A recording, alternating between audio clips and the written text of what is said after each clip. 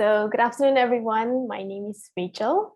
I'm currently the Director of Training and Programs at MyReaders. Today, I'll be sharing a little bit about bridging the literacy gap through WhatsApp. And so here it is. So MyReaders was set up in 2015 to solve a problem in Malaysia with the vision that one day every child will be able to read.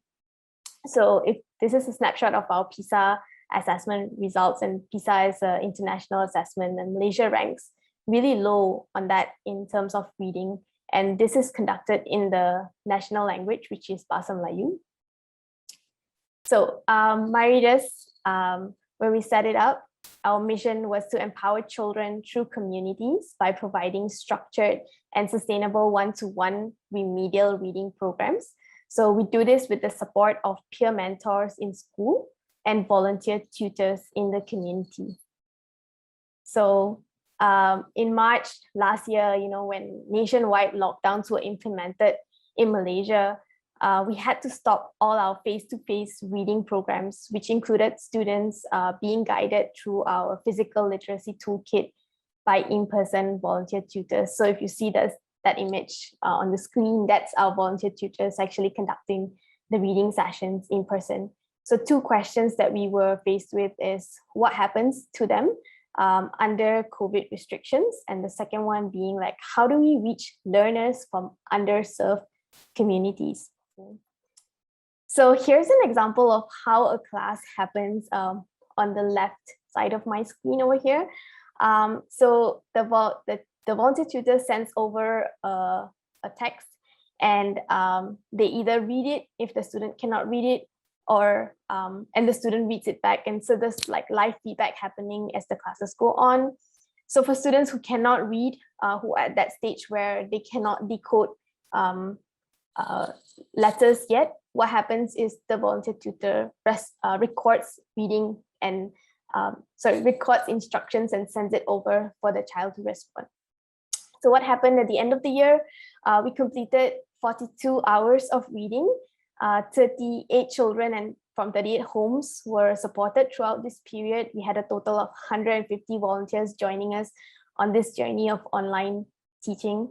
We completed a total of 28 weeks of reading. There was no disruption or long disruption to the reading program. So here I'm going to share with you the implementation plan.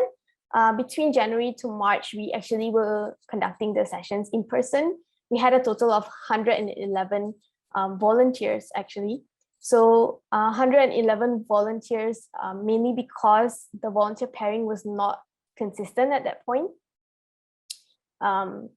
Sometimes volunteers committed for 2 to 3 weeks and then they couldn't make it.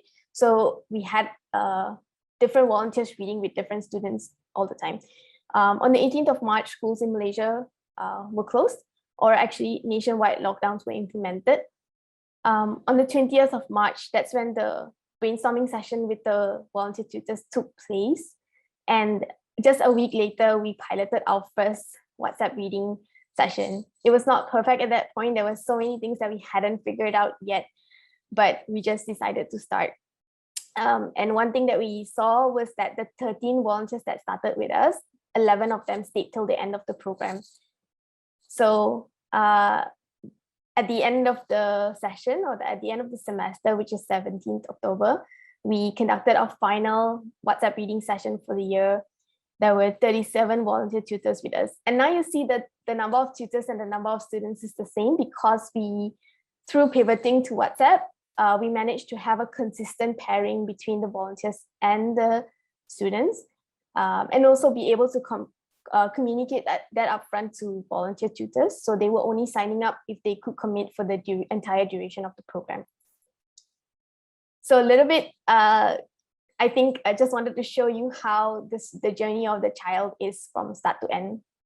So first we conduct reading assessments over WhatsApp as well. We send them a passage. We ask them to record their reading over voice note and send it to us. And if they're selected for the program, what happens is we deliver the physical toolkit to them just to make it easier for them to refer to it or read during the week as well. The classes are conducted over WhatsApp. So you can see in this image, there's a phone that this student is looking at, and there's the book in front of him. Over here, there's an image of the parent reading with the child. But so the way we implemented the online classes, one of the challenges that we faced was actually sometimes the students couldn't focus long enough to sit next to the phone because it's a virtual class, right? And I think a lot of you might face that challenge too. We asked the parents to sit next to the child to supervise that learning session, just so that we know that they are engaged throughout the whole lesson. And what happens is parents also started learning throughout that journey. So here's a little bit of a volunteer journey. They undergo virtual training. They get to observe a WhatsApp class. So they are added into a WhatsApp group where a volunteer tutor is teaching a child. And then we also give them an opportunity to undergo a mock session themselves.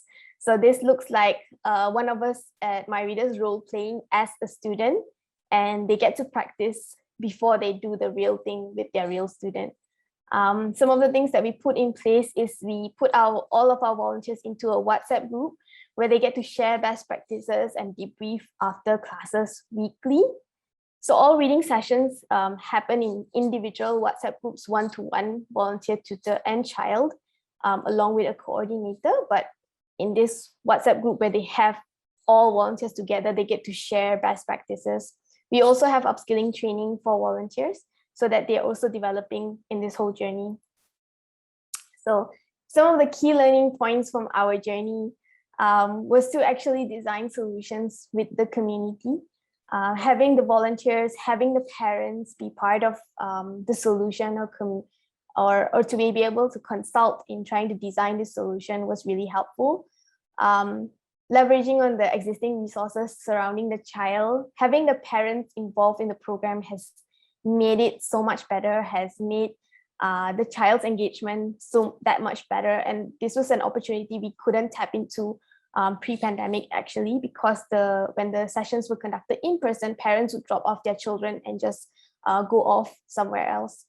Some of the things that we learned is also that having an imperfect solution was better than no solution at all. I think if we had tried to wait to figure everything out, we would have taken too long and the children would have been without a solution for a while. Some of the tips that I have to share with you educators is don't wait to know all the answers to start. I think sometimes we are caught up with designing perfect programs and they take too long, but the need is great.